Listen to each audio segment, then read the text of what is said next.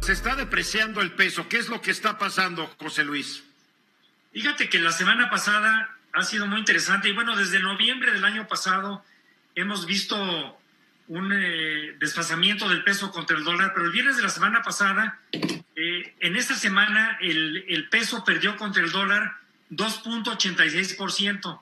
En la última vez que vi el día de hoy la cotización, ya habíamos perdido también varios centavos. Cerramos en 20.52 el viernes pasado y ya andábamos alrededor de 20.66 el último que vi de la jornada del día de hoy, Eduardo. Pero bueno, 20.73.22 ahorita. Fíjate, 20.73 se sigue deslizando. Entonces, es evidente que el peso mexicano, que cotiza en una serie de monedas que son para ahorro mundial, también tiene varios factores externos que en dado momento justifican o explican el movimiento de su paridad contra el dólar estadounidense. Pero lo último que estamos viendo es que están pesando ahora más los factores internos que los externos para explicar precisamente lo que está pasando. Y hay algunas cosas que hay que darle seguimiento de las cosas internas. Lo primero es la contrarreforma energética. Esta iniciativa que se está viendo que no es reciente la contrarreforma energética, pero que sí es reciente las modificaciones propuestas a la ley de energía eléctrica, han creado una serie de cuestionamientos entre varios analistas sobre cuál es el futuro de México en relación con las finanzas públicas, porque el consenso de los analistas muestra que de aprobarse el día de mañana esta reforma en la Cámara de Diputados, lo que tendremos que hacer es o subir el precio de la electricidad o subir el subsidio fiscal para que no afecte el precio a los consumidores con su impacto en las finanzas públicas. De cualquier manera lo acabamos pagando de nuestro bolsillo o de nuestro bolsillo vía impuestos. Es correcto. Una segunda variable interna es la fuerte dependencia del gas con los Estados Unidos. Lo que sucedió con el gas, sobre todo en Texas, de donde proviene nuestro gas, en donde el gobernador de Texas prohibió la exportación de gas no solo a México, sino a otros estados de la Unión Americana, pues ha puesto... Pero ya levantó la prohibición, hay que aclarar que ya creo que desde el viernes levantó la prohibición. El viernes levantó la prohibición. Sí, pero estamos hablando de lo que sucedió en toda la semana, Eduardo. Y en la semana hubo una prohibición hacia el martes de qué es lo que sucedería, y eso ha puesto de manifiesto la fuerte dependencia que tiene México con la producción de electricidad basada precisamente en los insumos de gas natural que están fuertemente concentrados con importaciones de Estados Unidos y que es un factor que pone en riesgo el crecimiento de la economía mexicana, y ya lo estamos viendo con los cierres y los paros técnicos en la industria automotriz en varias entidades federativas. Y un tercer factor que vale la pena destacar es la incertidumbre de la política interna. En la última encuesta que tuvimos ya del Banco de México sobre las expectativas, ya la incertidumbre de política interna ha aumentado a tal grado que del último indicador de octubre del año pasado al más reciente pasó como preocupación de incertidumbre interna de solo pesar el 10.2%, ahora pesa el 14.8%. Y finalmente, la prevalencia de la corrupción.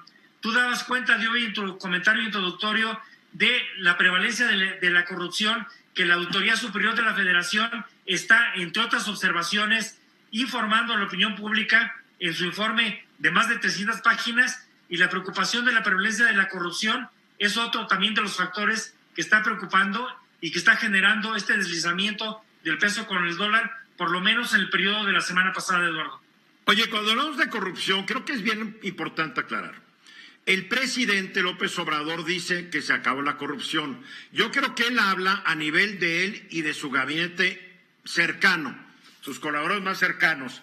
Pero yo no sé si el presidente López Obrador metería la mano al fuego por todo lo que ya estás hablando de subsecretarios, directores generales, etcétera, dentro del poder ejecutivo federal, y se metería las manos por todos los poderes ejecutivos estatales y municipales y por todos los órdenes de gobierno y todos los poderes. No sé si lo haría. La corrupción en México tiene lustros, décadas, siglos inclusive de existir y de mermar el crecimiento económico y la confianza de los actores económicos, sin duda.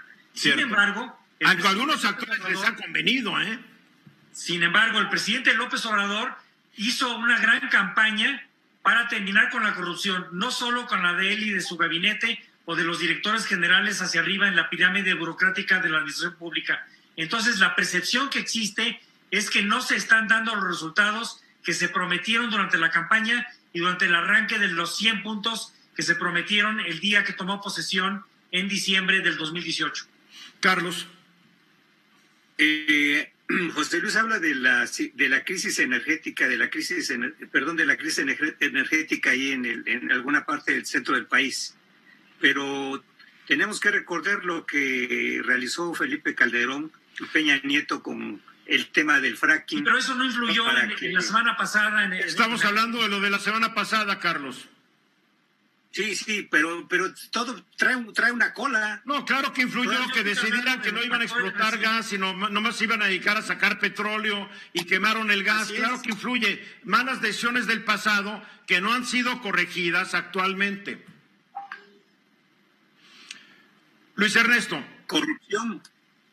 Sí, yo quiero regresar a lo que estaba diciendo José Luis. El tipo de cambio realmente, durante todo el año pasado, lo que vimos nosotros era el tipo de cambio fortaleciéndose en gran medida porque el dólar era el que se estaba debilitando y la situación de México se veía estable. Entonces, lo que ocurrió el año pasado fue un fenómeno especial. Estados Unidos debilitándose, México manteniéndose estable. Lo que estamos viendo este año es, uno, Estados Unidos todavía debilitándose, no en el concepto de la economía, sino en el hecho de la cantidad de inversión que está haciendo el gobierno en términos de los programas de recuperación. Muy específicamente, el hecho de que Biden, y ya se va a aprobar seguramente, va a mandar un paquete de 1.9 billones de dólares para estimular la economía americana, lo que hace es que vamos a tener una gran abundancia, vamos a llamarlo así, de dólares en el mercado, y el precio del dólar, por lo tanto, disminuye con respecto a otras monedas, específicamente con respecto a la canasta con la que se compara el dólar.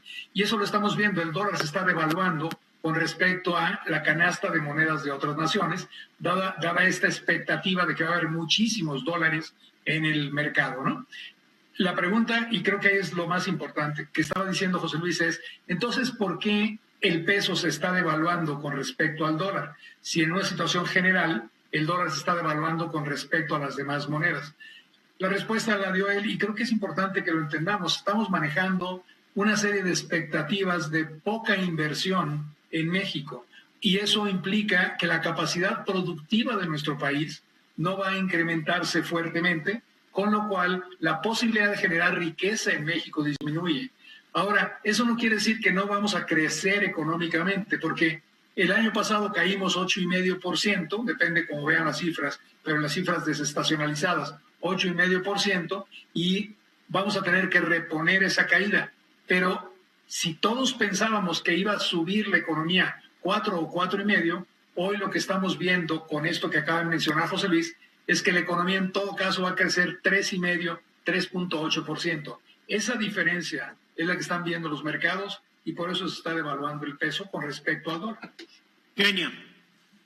Solamente el tema de la reforma energética, recordémonos que va a ser un tema de iniciativa preferente, o sea que está amagado en términos, digamos, de tiempo para que se resuelva y menos va a ayudar, que es todavía más lamentable.